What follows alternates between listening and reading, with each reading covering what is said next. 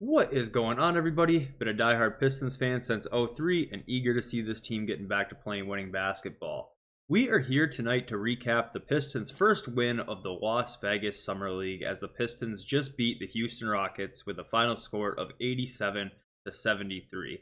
Was super happy to see them pull out this win. I know it's the Summer League and wins are not the be-all, end-all, but it was really nice to get a win here tonight, especially after dropping our first game.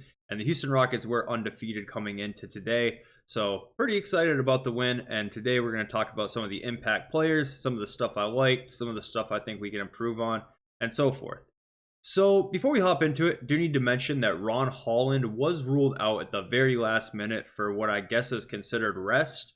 I'm not here to speculate on what could potentially cause that. I have no idea. I'm going to take their word for it.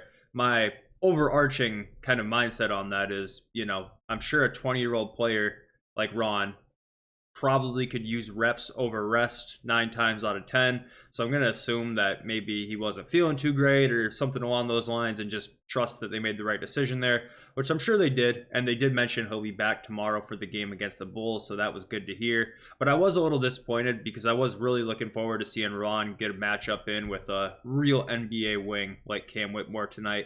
But that wasn't able to happen, so no worries. Either way, we still won, so that's good to hear. Want to talk on 2 players that definitely stood out tonight for the Detroit Pistons, and that is starting with Daniss Jenkins. Daniss Jenkins finished the game with 26 points on 8 of 16 shooting, 6 of 11 from deep, 4 from 4 from the free throw line to go along with 4 assists. He actually should have had 28 points. They ruled off one of his kind of moves where he caught into the paint, did a pro hop. They ruled it a travel, but it definitely wasn't after looking at the replay. That was a pretty obvious one. I think Jarrett Jack maybe could have used a challenge there to get Daniss up to 28 points, but not a worry either way. Still a spectacular game. He did the majority of his cooking in the second quarter. He was getting pretty hot there for a minute. I think he was like 4 for 6 from 3 at one point. Overall for Daniss, it was just a really, really good game. Was happy to see him play well. I think that comparing him to maybe some of the other two-way guards that we have, I really like the looks of him so far. Of course, haven't seen enough of him to really have any sort of real conclusions, but I think he ticks a lot of boxes. He's got good size. His jump shot seems nice. Of course, he was 6 of 11 from 3 tonight, but I think that's pretty sustainable. His form looks good. Really like what I see out of Daniss. He also was able to play some good transition defense. There was a couple times where he broke up 2-on-1 or 3-on-2 opportunities that the Rockets may have had. So yeah, just all things considered, a really, really good game from Daniss, and was happy to see him play as well as he did. And the next guy I want to talk about, who had an equally as good game in my opinion, is Bobi Klintman. After game 1, we talked about Bobi kind of being the standout player for the Pistons in that game, and he was able to follow it up with a really good performance. He was pretty quiet in the first half, but really came alive in the third quarter to finish with 18 points on 7 of 13 shooting, 4 from 8 from three-point line to go with 9 boards, 3 assists, and a steal.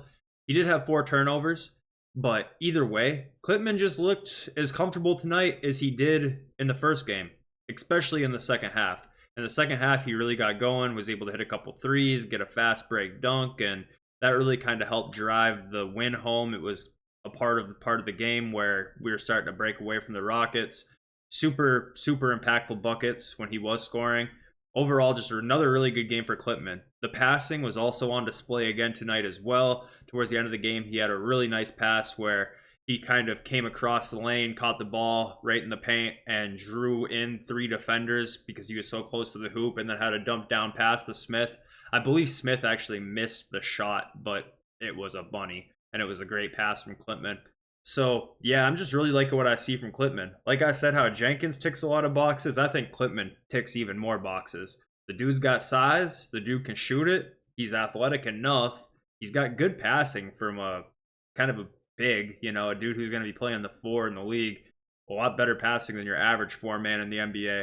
I really, really like what I've seen out of Klintman. I definitely don't want to overreact to the Summer League stuff and say, slot this guy into the backup 4 role right now, but I don't think I could have pictured a better situation for the first 2 Summer League games for Bobi Klintman, and I'm really happy with the way things have been going for him.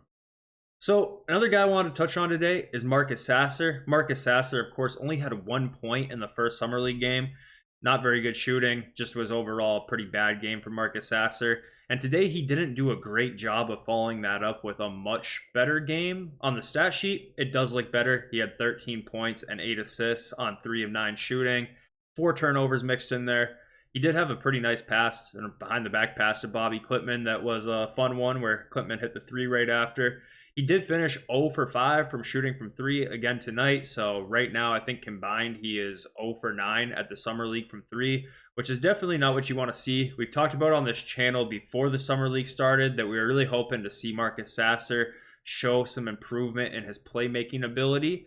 They're definitely asking him to do that. He's initiating most of the offense, which is a little bit different than more of the off-ball stuff he was doing in the regular season last year, but he's not doing an incredible job at it. I think that tonight, especially in the second half, he did play better than what he did in his first 3 halves of basketball at the Vegas Summer League. But for a guy who was a 4-year college player and a rotational piece last year, you would hope that he'd come out here and just absolutely tear it up. And can't say he did that. But overall, getting the win tonight with him on the floor for the majority of the game. I don't want to pretend like this is some disaster for Sasser. That kind of rhymes. But I've seen people on Twitter talking about Jenkins is already better than Sasser. Give Jenkins the backup point guard role. I definitely don't want to overreact to that degree or anything like that, but just to put it bluntly, Jenkins did play better than Sasser tonight, was more impactful in a lot of different ways. And I would like to see them kind of switch roles a little bit here if they're going to share the floor together much more this Summer League. I don't really know if that's going to happen a whole lot, especially because Jenkins was starting in place of Holland. So once Holland comes back, I'm not sure what that minute split going to look like. But I would like to see Jenkins initiate more offense with Sasser kind of going back to that 2-guard-ish type of role that he played a lot in the regular season last year, just to kind of see if he looks a little bit more comfortable in that off-ball role. But either way, not going to overreact to the Sasser stuff. I think that tonight wasn't a great game by any stretch of the imagination, but like I said, it wasn't a downright disaster. If it was, the Pistons wouldn't have been able to win this game by 14 points because he was on the floor for the majority of the game. So to speak on the defense a little bit, the team defense looked good at times. There was definitely a few nice stops they got in transition. There was definitely also a few lapses in defense, but when you look at the box score just from the Rockets, the fact that Cam Whitmore was 1 for 15 from shooting and ice cold, Reed Shepherd wasn't particularly efficient at 6 for 17. You got to give some credit to the defense there.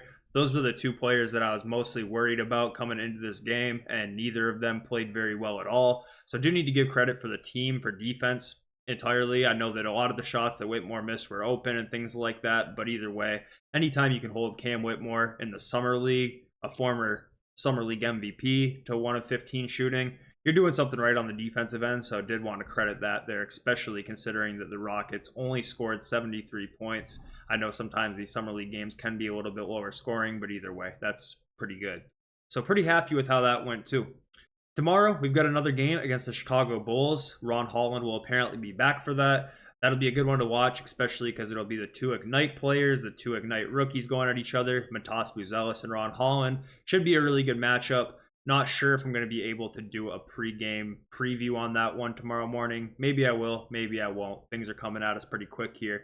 But nevertheless, super excited for the Pistons to get their first win, and hopefully can carry this energy on tomorrow and see another good performance out of these guys. And catch up with y'all soon.